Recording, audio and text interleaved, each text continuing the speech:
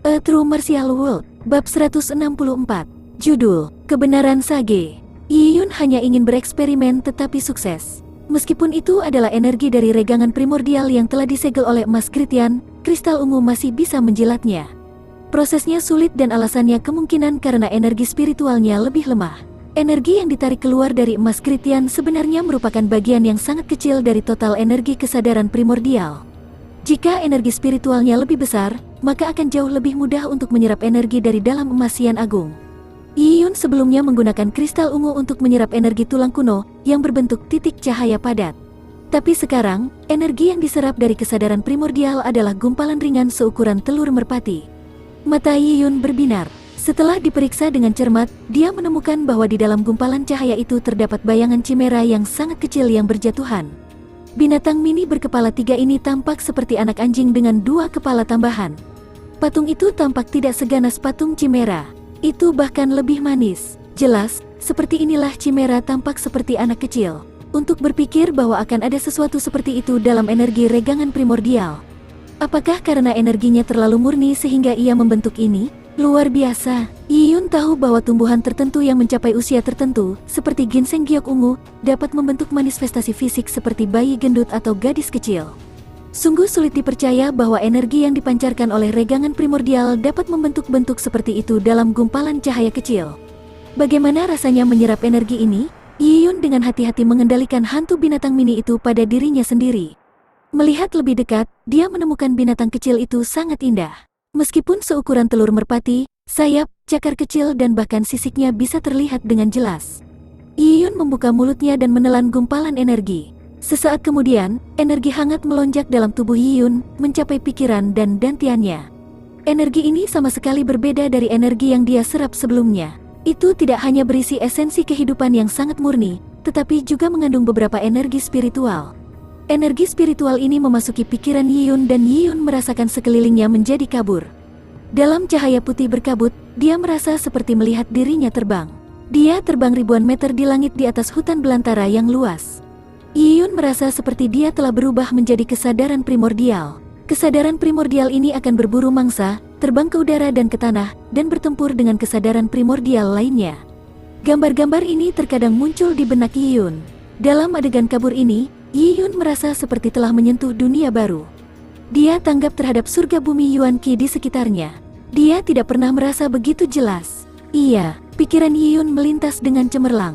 Dia ingat bahwa dia pernah membaca buku Alam Liar Surgawi yang mengatakan bahwa energi dari kesadaran primordial tidak hanya berisi esensi kehidupan mereka, tetapi juga berisi wawasan nomologis mereka. Dengan mengkonsumsi peninggalan kesadaran primordial, seseorang dapat memperoleh jejak kecil dari wawasan nomologis kesadaran primordial. Itu adalah sesuatu yang diimpikan oleh semua ahli manusia yang tiada taraf. Di jalan seni bela diri, semakin tinggi levelnya, semakin penting wawasan nomologis. Seseorang tidak dapat mengendalikan bumi surgawi Yuan Qi dengan bebas kecuali mereka memahami hukum dengan baik. Jika dia bisa memahami wawasan nomologis kesadaran primordial, seberapa besar kekuatannya akan meningkat? Jantung Yi Yun berpacu. Dia penuh antisipasi untuk masa depannya. Tapi sekarang, gumpalan energi tunggal mengandung terlalu sedikit wawasan nomologis. Itu sangat tidak cukup. Yi Yun menutup matanya dan berkonsentrasi. Dengan gigi terkatup, energi spiritualnya memasuki Purple Crystal Origins sekali lagi. Dengan mengendalikan kristal ungu, dia mengeluarkan energi dari dalam emas Yan Agung setetes demi setetes. Meskipun kristal ungu dapat menyerap energi regangan primordial, tekanannya masih diterapkan pada tubuh Yi Yun dengan cara yang luar biasa mirip dengan dampak pasang surut pada darahnya. Tidak mudah menyerap energi kesadaran primordial dalam situasi seperti itu. Setelah mengambil hampir 15 menit, Yi Yun berhasil memeras gumpalan energi kedua dari dalam emas Yan besar, mengirimkannya terbang perlahan ke arahnya. Meskipun energi kesadaran primordial kuat, gumpalan cahaya seukuran telur merpati tidak mengandung banyak energi. Dengan fondasi Yi Yun, dia benar-benar bisa menahannya. Gumpalan cahaya kedua ditelan oleh Yi Yun. Segera, gelombang kehangatan memasuki tubuh Yi Yun lagi. Gambar memori kesadaran primordial juga menjadi lebih jelas. Yi Yun merasa bahwa dia adalah kesadaran primordial itu sendiri, dan dia bisa merasakan hukum.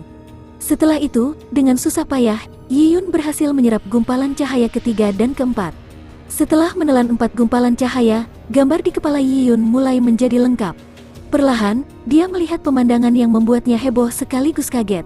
Dia melihat dataran tandus yang luas dari alam gurun surgawi.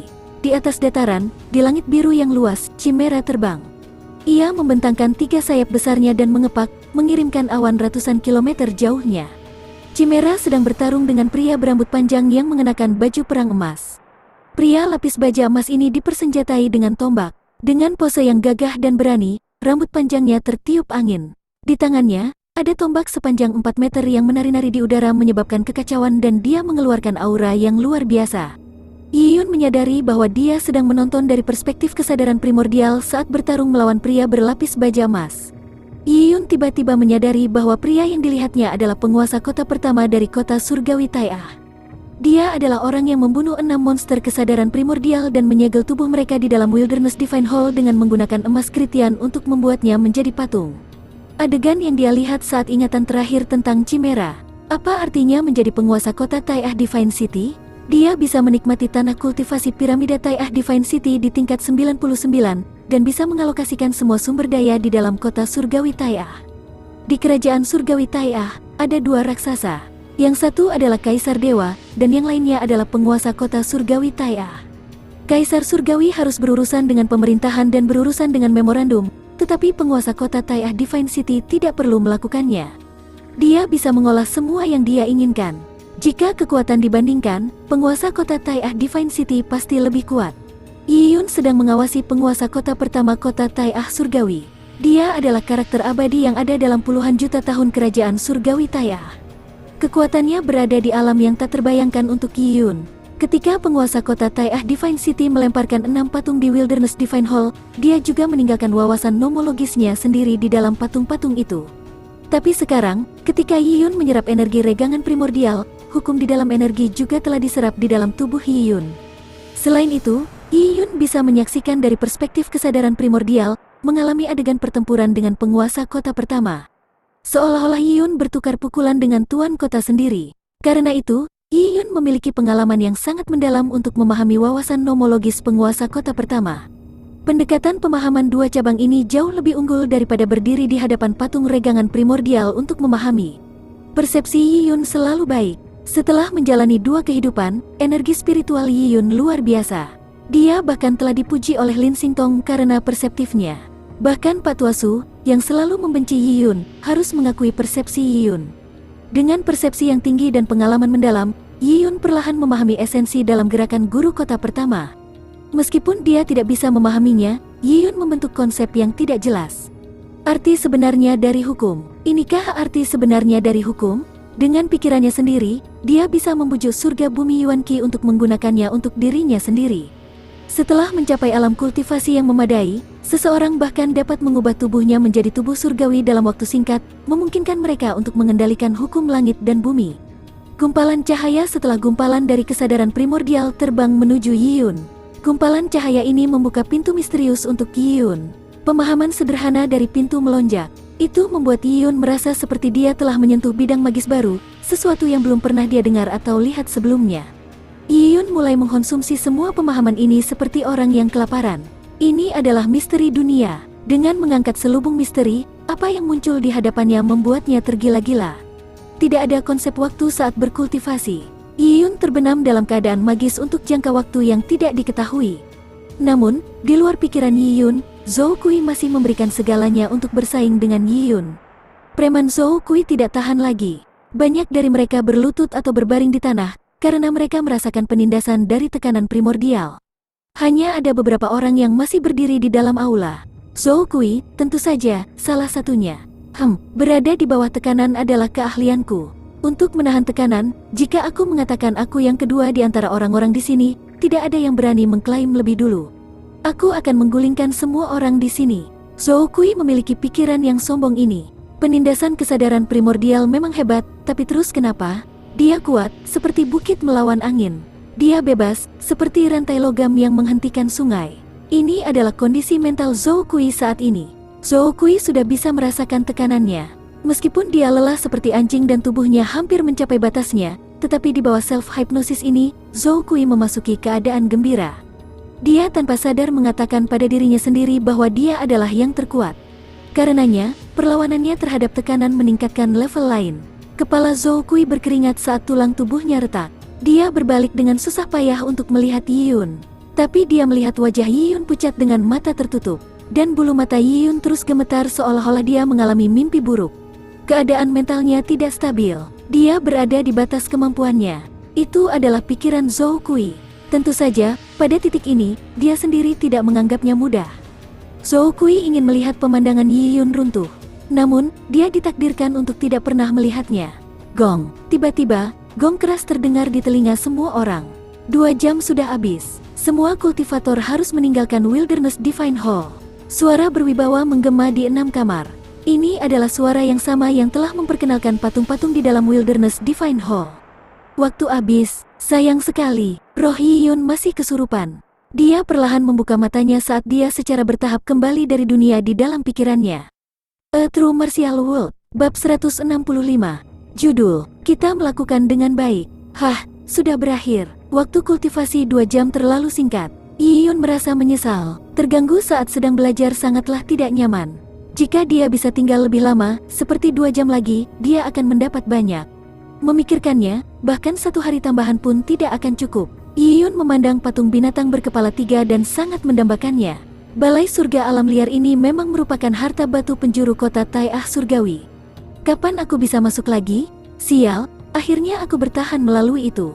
Pengalaman pelatihannya bagus, tapi 2 jam ini adalah penderitaan. Selain Yiyun, beberapa pemuda merasa seolah-olah mereka telah ditangkap dari air. Mereka basah kuyup oleh keringat.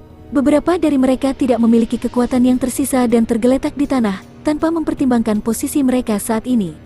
Bagi putra-putra surga yang sombong ini, jika mereka memiliki sedikit pun kekuatan, mereka akan mempersiapkan diri untuk berdiri.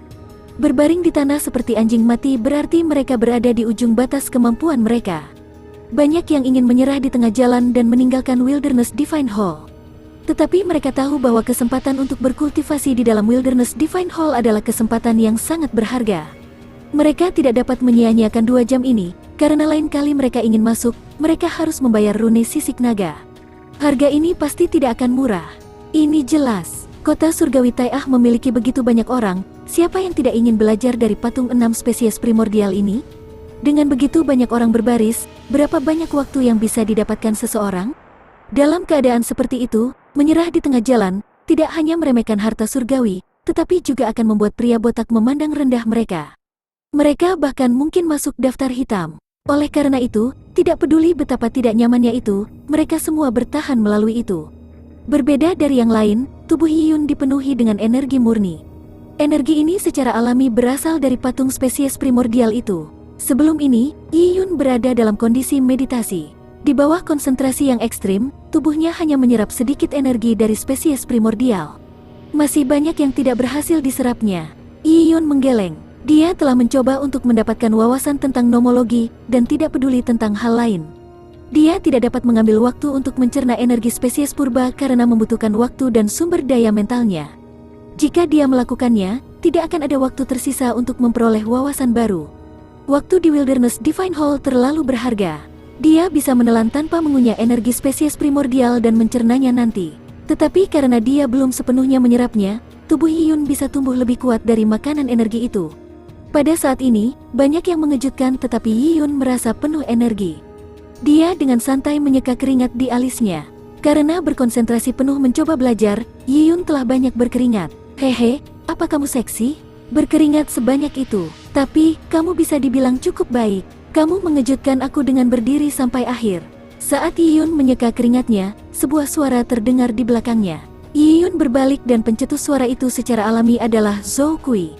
Zhou Kui sebenarnya telah menghabiskan banyak energi, tetapi dia telah mengumpulkan cukup banyak Yuan Qi, memungkinkan dia untuk mempertahankan sikap dan citra baiknya. Dia kembali ke gerakan khasnya dengan menyilangkan tangan di depan dada dan berdiri dengan kaki terbuka, seolah-olah dia berkata, itu mudah bagiku dalam 2 jam terakhir. Faktanya, untuk Zhou Kui dapat mempertahankan sikap seperti itu sudah sangat baik dibandingkan dengan yang lain. Bagi Yiyun, Zhou Kui berpura-pura dipaksakan, hanya kuat dalam penampilan tetapi rapuh di dalam. Yiyun tanpa berkata-kata melirik Zhou Kui dan tidak bisa lagi terganggu dengan dia, atau minat untuk mundur Zhou Kui. Ini bukan karena Yiyun tinggal jauh dengan seluruh dunia, tetapi sejak dia datang ke kota surgawi Tai'ah dan melihat jenius alam Yuan Foundation, cakrawala Yiyun telah diperluas. Dengan cakrawala yang luas, dia telah melihat dunia yang lebih luas, jadi Yiyun menjadi lebih ambisius. Zhou Kui tidak lagi menjadi pesaing Yiyun. Sasarannya adalah mereka yang telah tinggal di kota surgawi Tai'ah selama 3-4 tahun. Orang-orang ini adalah Yang Qian, Yao Dao, dan bahkan Luo Huoer dan Qin Haotian. Tujuan Yiyun adalah mengejar orang-orang ini dan, dalam waktu singkat, menerobos ke ranah Yuan Foundation. Yiyun berjalan keluar dari pintu utama aula surgawi. Tempat ini terlalu menakjubkan. Dengan meninggalkan tempat ini, Yiyun merasakan penyesalan. Kakak Yi, kamu baik-baik saja? Ketika Yiyun meninggalkan Wilderness Divine Hall, seorang pemuda gemuk berkata dengan terengah-engah. Dia adalah Su Zeng yang diketahui Yiyun dalam perjalanan ke alam liar surgawi. Saat ini, kedua tangannya di atas lutut dan wajahnya pucat. Sepertinya dia telah menghabiskan banyak energi. Aku baik-baik saja, Yiyun melambai.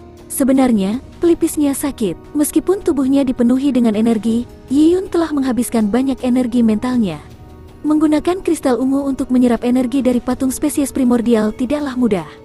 Karena segel emas Yan Agung dan fakta bahwa tingkat Yiyun sangat rendah, sulit untuk memanipulasi energi spesies primordial. Sama seperti seorang anak kecil yang mengayunkan palu godam akan merasa lengannya sakit setelah beberapa kali diayun. Yiyun telah bertahan melalui itu selama 2 jam, jadi fasilitas mentalnya sangat dikenai pajak. Dan untuk memahami kebenaran dari ahli Sein merupakan ujian besar bagi jiwa Yiyun. Saudara Yi, kamu benar-benar terlihat santai. Lihatlah ke sekeliling. Su Zeng menepuk punggung Yiyun sambil menunjuk ke sekeliling. Banyak yang berada dalam kondisi buruk. Misalnya, Song Zijun pucat pasi. Pada saat ini, dia tidak bisa menyapa Yiyun dan sedang bermeditasi, mencoba mengatur pernapasannya. Banyak orang lain mengalami hasil serupa seperti Song Zijun. Su Zeng dianggap cukup baik. Pria botak itu menyilangkan tangan dan tetap diam sambil menunggu orang-orang mengatur diri mereka sendiri. Meski kelelahan, beberapa dari mereka heboh. Beberapa bahkan memiliki sedikit Yuan Qi, dan untuk menunjukkan ketangguhan mereka, mereka membentuk kelompok untuk membahas keuntungan dari sebelumnya. Itu memang menantang, seperti yang diharapkan dari tanah kultivasi yang dibangun oleh penguasa kota pertama kota surgawi Tai'ah. Dalam 2 jam kultivasi, aku merasa roh aku semakin kuat. Seorang anggota tentara Xuan Wu berkata dengan terengah-engah. Meskipun dia seperti anjing lelah, wajahnya tersenyum, memberikan tampilan aku masih punya energi untuk disisihkan. Iya, darahku juga mengental. Tekanannya menyakitkan, tetapi berhasil memperkuat darahku. Itu penuh dengan manfaat. Aku benar-benar ingin masuk lagi. Aku tidak berani mengatakan aku bisa bertahan 2 jam lagi, tapi aku masih bisa bertahan 1 jam lagi. Para pemula ini mencoba mengungguli satu sama lain dengan membual dan membuat diri mereka terlihat gemuk dengan menamparkan wajah mereka sendiri. Orang-orang yang membuat pernyataan ini kebanyakan adalah anggota tentara Xuan Wu. Harus dikatakan bahwa tentara Xuan Wu terspesialisasi dalam kekuatan, oleh karena itu perlawanan mereka di bawah tekanan lebih kuat daripada anggota Jin Long Wei. Banyak anggota Jin Long Wei bahkan tidak memiliki kekuatan untuk berbicara, jadi mereka tidak bisa berpura-pura bahkan jika mereka mau. Untuk sesaat, tentara Xuan Wu membayangi semua orang. Mereka sengaja ingin pamer di depan pria botak itu untuk membuktikan kekuatan tentara Xuan Wu dan juga kekuatan pribadi mereka. Jika pria botak terkesan, pasti ada manfaatnya untuk perkembangan masa depan mereka.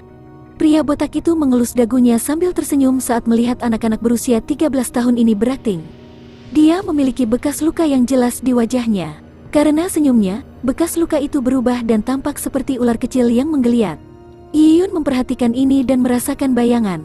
Senyum pria botak ini tampak jahat. Macan tersenyum. Yiyun menilai dengan tenang. Senyum ini tampak seperti sesuatu yang pernah dia lihat sebelumnya. Di dunia lamanya, saat dia di sekolah, akan ada beberapa guru kelas dengan senyuman seperti itu. Setiap kali dia melihat senyuman seperti itu, Yiyun akan merasa kedinginan, karena itu biasanya berarti banyak latihan dan tugas yang harus diikuti. Apakah pelatihannya bagus? Kata pria botak itu sambil tersenyum. Melapor ke instruktur Qin, kita baik-baik saja. Zhou Kui membuat busur standar dengan suaranya yang memekakkan telinga dan kuat. Anggota tentara Xuan Wu lainnya juga berteriak, baik-baik saja. Tentara sangat memperhatikan semangat bertarung, jadi apakah itu untuk melaporkan kekuatan saat ini, meneriakkan perintah, atau membalas atasan, suaranya harus berteriak, keras dan kuat. Tapi Yiyun memperkirakan bahwa hanya dari teriakan itu, Zhou Kui telah membakar semua Yuan Qi yang sebelumnya dia pulihkan.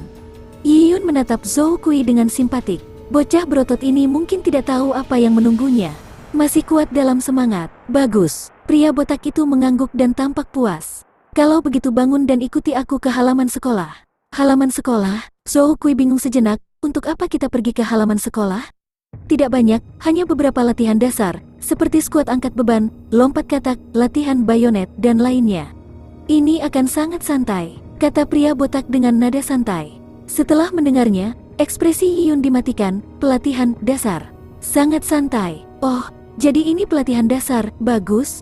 Zhou Kui langsung setuju. Meskipun dia kelelahan, dia masih memiliki sisa tenaga untuk menjalani latihan dasar. Situasi Zhou Kui mungkin lebih baik, karena untuk semua anggota tentara Xuanwu lainnya, mereka semua dengan sadar menelan seteguk air liur. Dalam kondisi mereka saat ini, akan sangat sulit untuk melakukan latihan dasar. Tidak apa-apa, ada orang yang lebih buruk dari kita. Seorang anggota tentara Xuanwu menunjuk ke arah Yiyun, Song Zijun dan lainnya dengan matanya. Jin Longwei hanyalah sekumpulan celana mewah. Dalam sesi latihan head-on manly yang sulit, mereka pasti tidak lebih baik dari kita. Dengan lapisan lain di bagian bawah, tidak ada yang perlu dikhawatirkan. Lihatlah mereka, sepertinya mereka akan kesulitan bahkan membawa senjata mereka ke halaman sekolah. Ketika manusia dikejar harimau, mereka tidak perlu berlari lebih cepat dari harimau. Itu cukup untuk berlari lebih cepat dari orang yang paling lambat. Benar, kita hanya perlu lebih kuat dari mereka. Dengan pemikiran ini, anggota tentara Xuanwu merasa lega. Mereka mengikuti pria botak itu, siap menuju halaman sekolah kota Tai Ah Divine.